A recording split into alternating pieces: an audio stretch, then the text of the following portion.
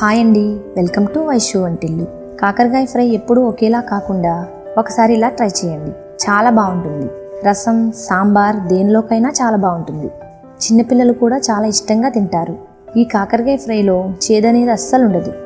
కాకరకాయ ఫ్రై తయారు చేయడానికి నేను 1/2 kg కాకరకాయలు తీసుకొని వీటిని బాగా కడిగిన తర్వాత పైన పెచ్చు తీసుకుంటున్నాను. తర్వాత మనం వీటిని గుత్తంకాయ ఎలా అయితే సన్నగా పొడవుగా 4 భాగాలుగా కట్ చేసుకుంటామో అలా వీటిని కట్ చేసుకోవాలి. ఈ కాకరకాయ ఫ్రైకి ఇలా చిన్న కాకరకాయలు అయితే చాలా బాగుంటాయి. ఇలా పొడవుగా కట్ చేసుకున్న తర్వాత కాకరకాయ ముదురుగా ఉన్నట్లయితే లోపల ఉన్నటువంటి గింజల్ని తీసేసుకోవాలి. లేతగా ఉంటే అవసరం లేదు. ఇది కొద్దిగా ముదురుగా ఉండడం వల్ల నేను లోపల ఉన్నటువంటి గింజల్ని ఇలా తీసేస్తున్నాను. ఇలా తీసుకున్న తర్వాత మనం ఇలానే వీటిని ఫ్రై చేసుకోవచ్చు.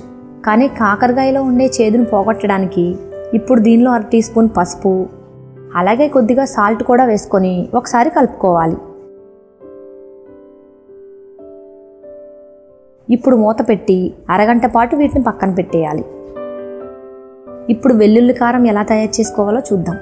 స్టవ్ ఆన్ చేసుకొని ఒక కడాయి పెట్టుకున్న తర్వాత 1 టేబుల్ స్పూన్ ఆయిల్ వేసుకోవాలి. ఇప్పుడు ఇందులో 3 టేబుల్ స్పూన్ల పల్లీలు వేసుకొని పల్లీలు బాగా ఫ్రై చేసుకోవాలి.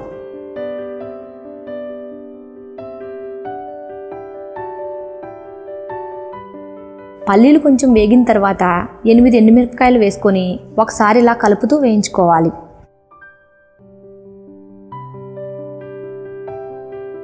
ఇప్పుడు దీనిలో 1 టేబుల్ స్పూన్ ధనియాలు, 1 టేబుల్ స్పూన్ జీలకర్ర కూడా వేసుకోవాలి.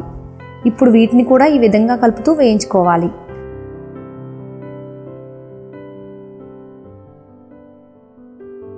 ఇప్పుడు దీనిలో 8 వెల్లుల్లి రెబ్బలు, కొంచెం ఎండు కొబ్బరి, కొంచెం చింతపండు వేసుకొని ఇప్పుడు వీటిని ఒకసారి కలుపుకొని స్టవ్ ఆఫ్ చేసుకుందాం.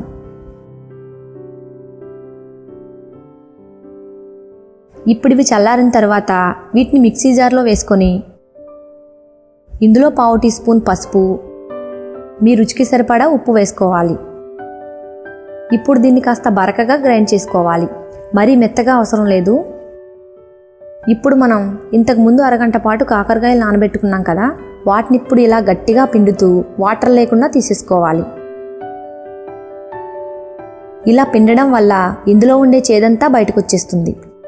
ఇప్పుడు వీటిని మనం ఫ్రై చేసుకుందాం.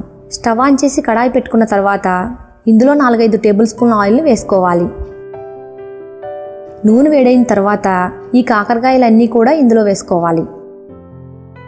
మంటని మీడియం ఫ్లేమ్లో పెట్టుకుని ఫ్రై చేసుకోవాలి. ఇవి ఒకవైపు ఫ్రై అయిన తర్వాత మరొక వైపు కూడా తిప్పుకుంటూ వేయించుకోవాలి.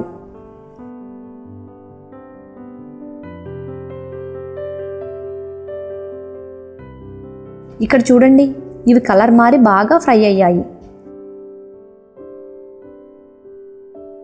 ఇప్పుడు ముందుగా మనం గ్రైండ్ చేసి పెట్టుకున్న వెల్లుల్లి కారాన్ని ఇందులో వేసుకోవాలి.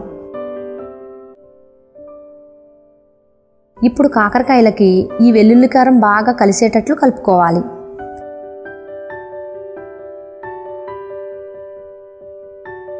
ఇలా కలుపుకున్న తర్వాత దీన్ని ఒక 5 నిమిషాల పాటు ఫ్రై చేసుకొని స్టవ్ ఆఫ్ చేసుకోవాలి. అంతేనండి, ఎంతో రుచిగా ఉండే కాకరకాయ ఫ్రై రెడీ అయ్యింది. దీన్ని ఇంట్లో చిన్నపిల్లలు ఉన్నా వాళ్ళు కూడా చాలా ఇష్టంగా తింటారు. ఈ కాకరకాయ ఫ్రై ఇంటికి చుట్టాలు వచ్చినప్పుడు చేసి పెడితే వాళ్ళు కూడా చాలా ఇష్టంగా తింటారు. చాలా టేస్టీగా రసం, సాంబార్ దేనిలోకైనా చాలా బాగుంటుంది.